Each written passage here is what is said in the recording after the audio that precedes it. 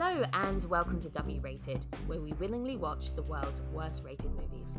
Today, you've joined us on our road to Razzies, a special run of episodes looking at the nominations for the worst films of 2022, according to the controversial Golden Raspberry Awards. For new listeners, I'm Daisy, and as always, I'm joined by podcast co-creator, host and editor Claire. Claire, do you want to tell us what film we're talking about this episode? We are talking about the film Good Mourning, written and directed by Colson Baker and Mod Sun, and you might also know Colson Baker as Machine Gun Kelly. The film came out in 2022, currently has a 3.1 out of 10 on IMDb, and on Rotten Tomatoes it has a 0% tomato meter score and a 59% audience score.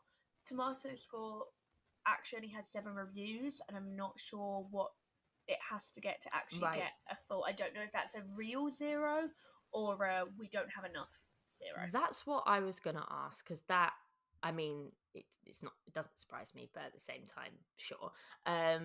But yeah, I am wondering whether that's because they just didn't get enough reviews, because this does seem like a very small film, and I'm assuming it was independently made,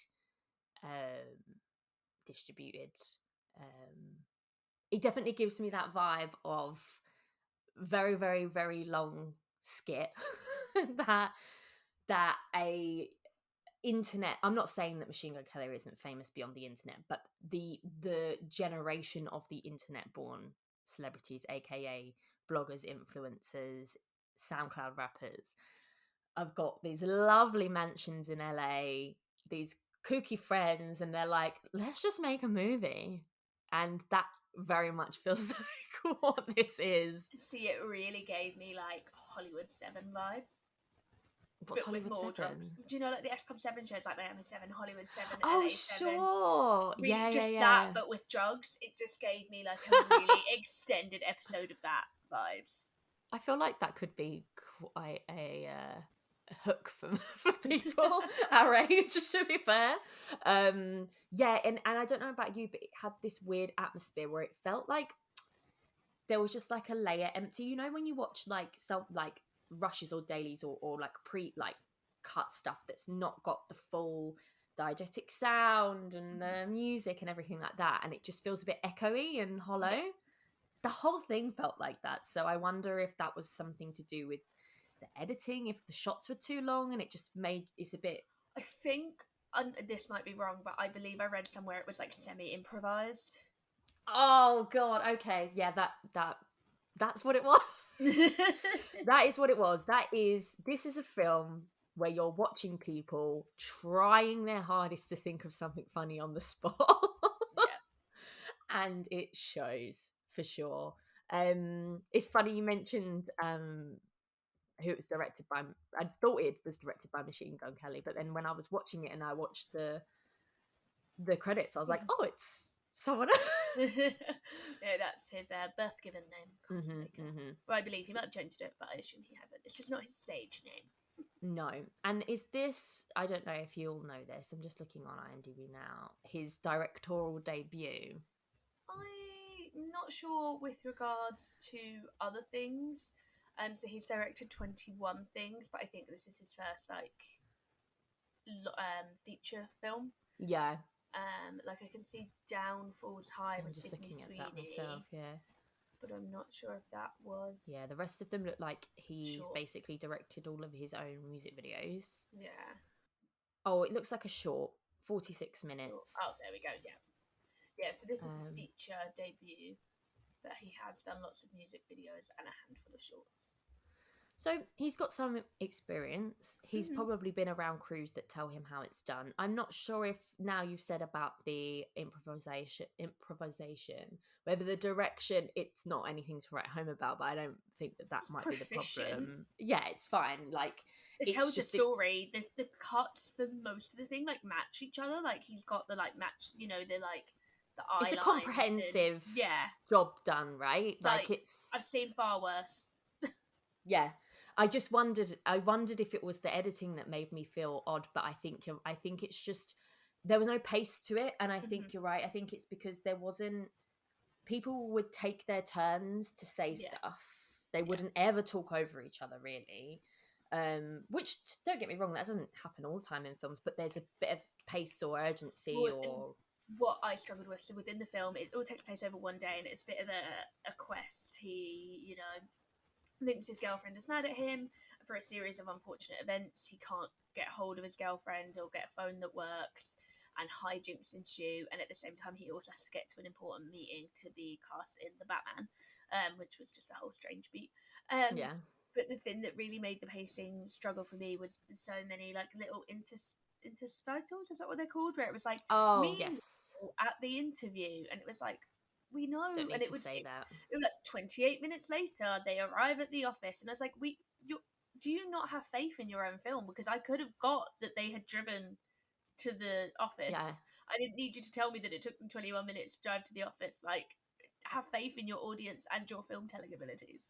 But I wonder if that's the issue, is that he's probably been around a lot of people who do the stuff, but maybe there's just this layer of or level of knowledge that's a storytelling thing that maybe is not the same thing, because it does feel very, very over explained, and very pedestrian. Sounds harsh, but it is very beat to beat to beat, and it's very and then or yes and, which is obviously improv.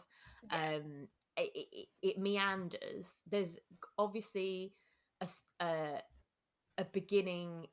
There's the classic act 1, act 2, act 3 things that he's got, Insight an instant, like you say, is him being like, what's this weird text from my girlfriend, she breaking up with me, he tries to get to her, he like basically stuffs everything up with everybody by the third act, and then there's it all gets sorted out in the end. But there's an interesting being an interesting choice of a word, meta stuff towards the end. Like, it's very clearly like showing maybe his experience or what he knows of what Hollywood is like for like that generation of star, whatever. Obviously he's a musician rather than an actor, but from what I understand. But so there's stuff there, but it feels very, very first time, like film school y kind of thing.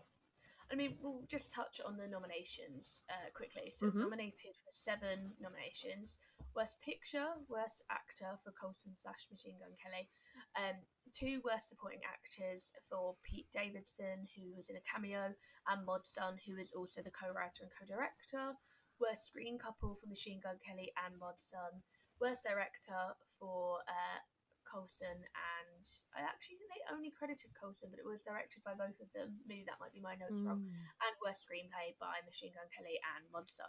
So really out for the pairing of MGK and Mod Sun. So I think we kind of touched there on the Worst Director. Like, for me, I don't really feel like it deserves that nomination. It's by no means groundbreaking or interesting or anything like that, but it's completely proficient. I think that the issues lie with the screenplay, or perhaps if it was improvised, the lack of screenplay. Yeah, and I think the thing is with the directing as well, like, I know this is more, I don't want to go too much into the cinematography, but the choices of staging, the choices of like, there's some it's not super, super, super bland. He's tried to do some creative stuff. What the tone is meant to be. Like, it just doesn't quite feel. I know this sounds a bit cocky, a bit pretentious, but like, some building on what you said before, is like, I don't think he necessarily believes that it feels a bit reserved, in a sense of like, I'll just it feels quite safe. Like, I imagine he's quite out there, and haven't seen his music videos, but I imagine he probably could have done something that kind of broke a few rules, and it would have been much more interesting to watch. But maybe it's just a case of like trying to get the right things right. And then, like you say, if they were trying to do something fun with their mates and they've done this improv thing, it kind of, someone says something about if it's just something you and your mates find funny, it's not going to work, kind of thing. It's a better quote than that, where it actually makes sense. But this does seem very much like they just wanted to have a laugh. Cool. But just because you find your friends funny doesn't mean they're objectively funny. But I mean, good for them. If you're in a position where you can have a laugh, make a cohesive film that gets seen by people, and that's your crime. Like, Yeah. you know what I mean? Yeah, and we can talk about his crimes later, perhaps. Oh, I didn't know. It's all conjecture, is that the word? Fine. Um, Okay. I don't think conjecture is We the can word. have a conjecture corner. I'm just saying legal words, but it's all hearsay. Right.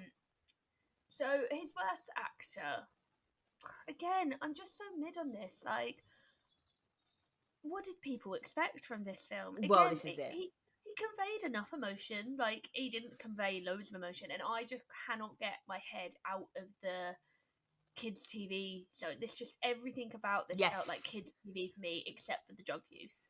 And Yeah. I Like feel kind of like Victorious. yeah, Like, yeah, that and kind that of like Jonas Hollywood. Brothers Yeah. show, Yeah. and so that's it. I'm like, if Machine Gun Kelly wanted to go off and pitch a version of this to Nickelodeon that they changed the drugs for something else, like I 100% could see this working. I 100% could see people watching it. Like him Yeah. and his mates running around Hollywood, always like Yeah. almost getting the audition but never quite getting it. It's also like iCarly, like I'm Yeah. pretty sure there's stuff in that like can be construed as that they were doing drugs kind of thing. Or like Yeah. something like that. Yeah. You know, it's like a double entendre kind of thing. Yeah. But yeah, 100%, like kind of like Big Time Rush, Mhm. but for stoners. Yeah.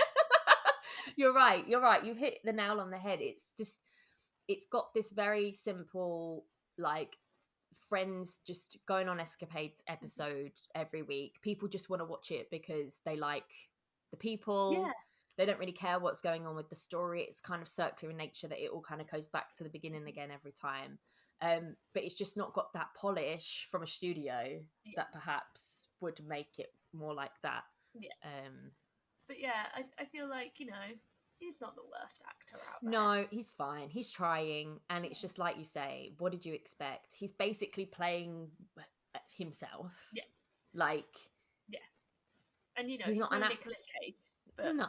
not everyone can play themselves as well as Nicolas Cage can. So, yeah, I mean, I've seen some other people in other stuff. Dove Cameron, I've seen in a few bits. Disney Channel star. Disney Channel stuff. One of the other ones I remembered, she was in Agents of S.H.I.E.L.D. for a few episodes for an arc. She played a villain. She was quite good in that. It's that kind of like ABC sort of acting, for TV acting. Yeah. Which is fine because it's for TV scripts and and also obviously Megan Fox we've seen before, but there's this guy called Zach Fillo who played Angel, the one with the braces. Yeah, I wondered where I'd seen him. Well, I've watched him in the last season of American Horror. Oh, sorry, number 9 of American Horror Story, which was the 80s cabin camp thing. He played the Night Stalker, which I think is based on a real serial killer. And he was fine. Again, it's that kind of a bit camp, smarmy, like just the dialogue's a bit crap, kind of.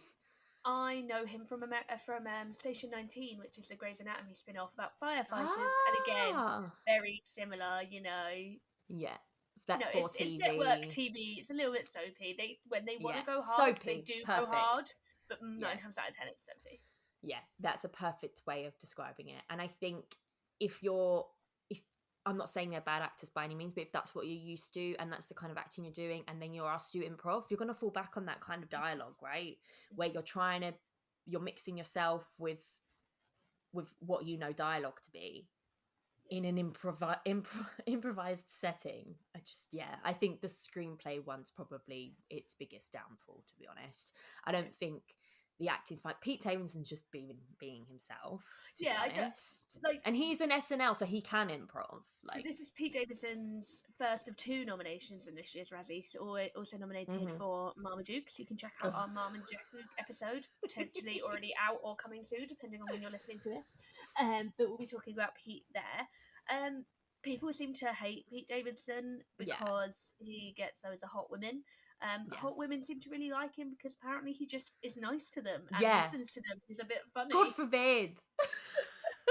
Yeah, that's completely the vibe that I'm getting. Yeah, like he said some controversial stuff, but it's nothing that a comedian hasn't said before, and it's certainly not bordering on sort of like anything offensive in terms of people, but he's just he seems to be getting this flack because people don't get his shtick because he's successful, and they're like, why?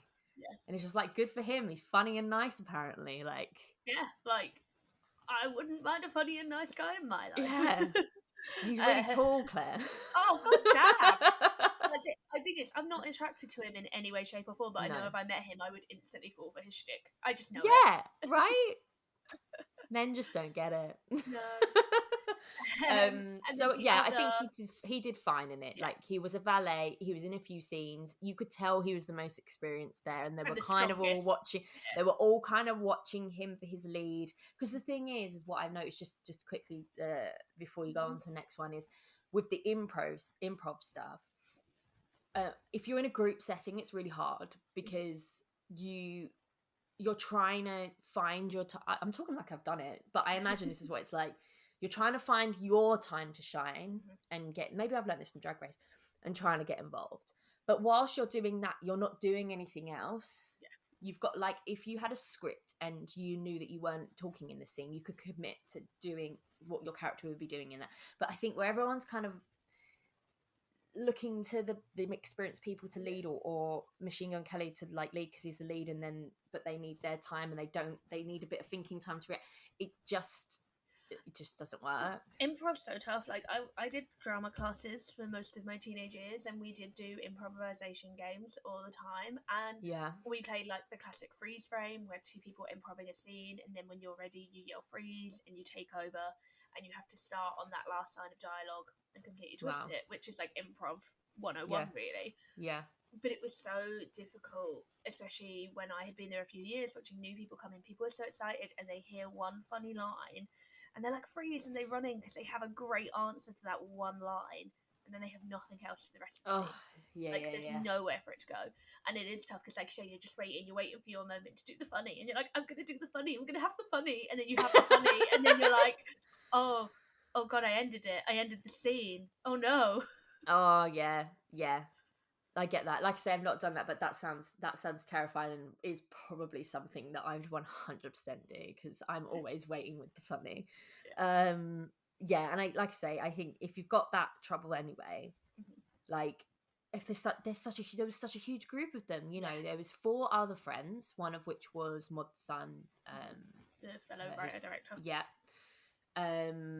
Zach Villa, who I mentioned, who I'd seen before, and then 2 other guys as well. I believe.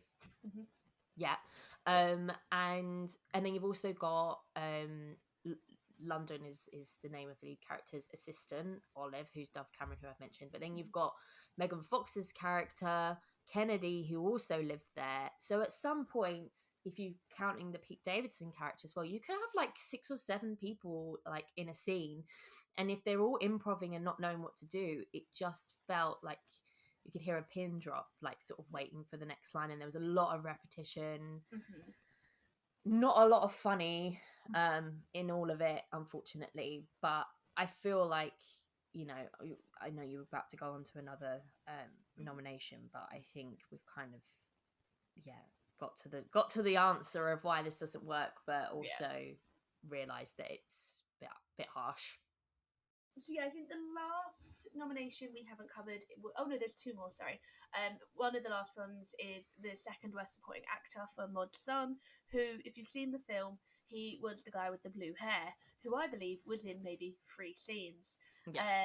So, I mean, he was weak, but I don't think he really had much to do, and he was just kind of chilling.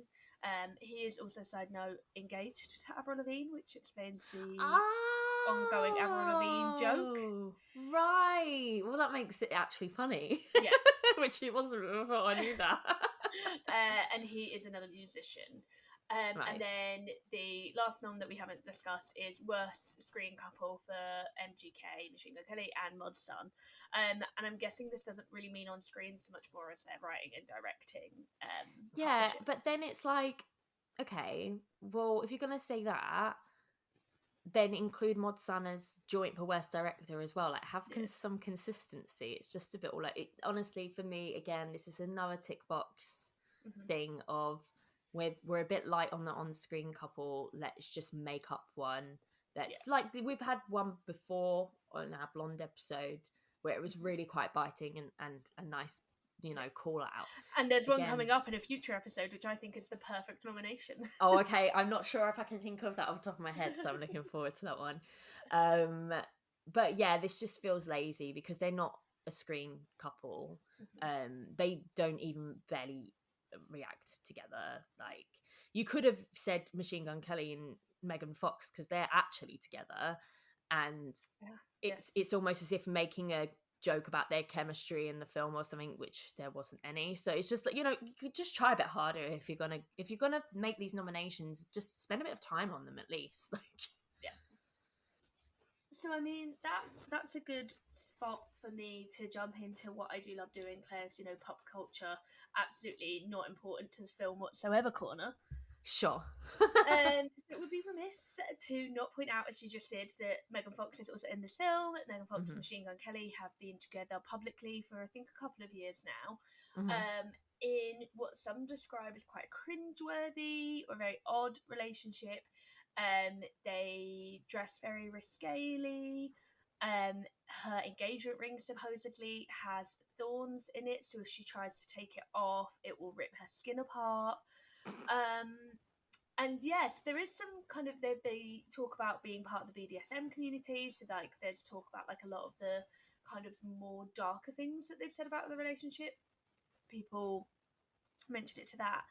Actually, we're currently recording on the 12th of February. It has been rumoured just in the last 24 hours that they've broken up. She posted a load of stuff on Instagram last night with Beyonce lyrics about cheating and a video of like some letters in a fire. And the other thing that she posted was a picture of her in a bathroom mirror, and behind her there is a poster for domestic abuse help. And there are a number of people who believe that she is being abused by Machine Gun Kelly. And then other people who believe that it is mutual abuse, which is something I think we've seen coming up a lot recently in recent years.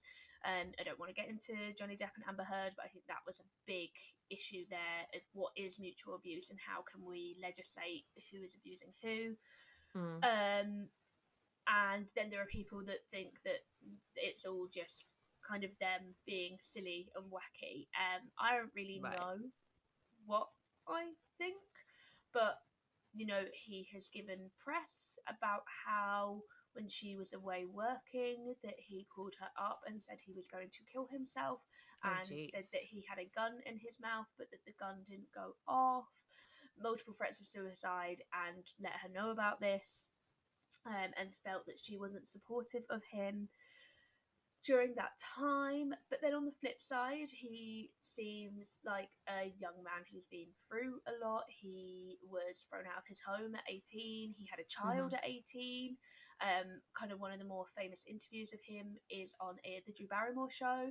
You can find it on YouTube. It's a lovely interview. He goes on and he kind of Drew Barrymore's so lovely. I think I've seen a clip of this actually. Yeah, and he kind of goes on and he just straight up is like, I'm really sorry, I'm in a really weird mood and I'm gonna come across as like I'm a horrible, miserable person and I'm just going through a lot of stuff. And she, God bless her, I didn't realize how much of a good interviewer she is. She really settles him in, and well, not even settles him, just keeps talking to him and gets him going. She would be great on the Samaritan helplines. But so that was really interesting, and you can see that he's maybe just a really troubled soul. So I don't know, is it an abusive relationship? Is it misconstrued in the media? I think that's the problem though, isn't it? The media is the problem. You know, whatever is happening, whoever is the victim in any of it would always have our empathy and sympathy, and we would always want them to not be in that. But we don't know, and everyone speculates, and then speculations become rumors, and rumors become like sort of accusations and all of this. And it's so hard because like I worry that makes things so much worse for the people involved as well, because people who genuinely need help and maybe have or haven't done bad things get vilified to the point where they like it makes it worse. And you know, it's just either way, whoever needs help, I hope that they get the help that they need. yeah, it's just, you know, we've spoken a lot on the podcast about the media circus and how it can affect people's lives, and I think this is just it's not lost on me that Megan Fox was, like, you know, coming up through that sort of same time period, probably a little bit younger than Lindsay Lohan, I think. Well, they were together in Confessions of a Teenage That's Drama what I was Queen. thinking. That's what I was thinking of, but I've just never associated. But I think it's just because Lindsay was acting from when she was younger. I just but no, like they were. So like Transformers was Megan Fox's like big breakout almost, and that was just as Lindsay was going into her media spiral. Like that was like what, 2006, 2007. Yeah, and I think, you know, a lot of horrible stuff has been said about Megan Fox just because of how she looks and how she presents herself, and I think that's probably got a part to play in it as well. And it's just so messy, and it's such a shame that this stuff, like, we have to hear about it happens. But yeah, I mean, that posting is very interesting, so I'm sure that there'll be stuff coming out about things sooner rather than later about this stuff. Well, on that delightful note, I just felt it, you know, I like to really bring down the tone every episode. No, but I think it's really important to know about these things. I didn't know about these things, and, you know, when you're watching and engaging with media, I think it's really important to understand, like, for me, it's really interesting and important to understand the context of everything. Like, that's what I love doing when we're talking about the other films. So it makes sense to, you know, to just understand a little bit more about, because we've just spoken about this film and how it's like, he's made it, he's written it. It's all about, you know, kind of like, it's not about his experience, but, you know, it's coming from his mind, and it's just interesting to know what's kind of going on, given she's in the film as well, when that was filmed, what was going on with them. Like, doesn't seem to be like a huge any commentary to mention in this time. Like, you know, we've mentioned before about people's personal lives actually being wrapped up in the production of the film and affecting that. It doesn't feel like there's anything to comment on there, but I think it's still interesting. Would you like to critique media of all kinds on the podcast? So thank you for sharing Controversy Corner. Claire's Controversy Corner. God, when is there going to be controversy about me? Ooh. No. But yeah, so of its 7 nominations, for me personally, worst screenplay, I can see why. But the rest of them, let it go, guys. Like, there's worse things to be hating on than this film. I feel like it's just a little bit unfair. Like, clearly he's not come up through film school or had, you know, but he's done the music videos stuff. He's just I say a kid, he's like, I'm pretty sure he's my age or whatever, but I think he's older because he had a kid at 18 and she's 12, so I think he's... Oh, bloody hell. Yeah. Okay, so fine, he's a young man who's just having fun with his mates and expressing himself creatively. Like, it's fine. It's nothing amazing. It's just, it all, without the Razzies, I feel like it would have just like existed for his fans and no one else, which I think is exactly who it was made for. It's made for his fans. This is it for sure. Yeah, 100%.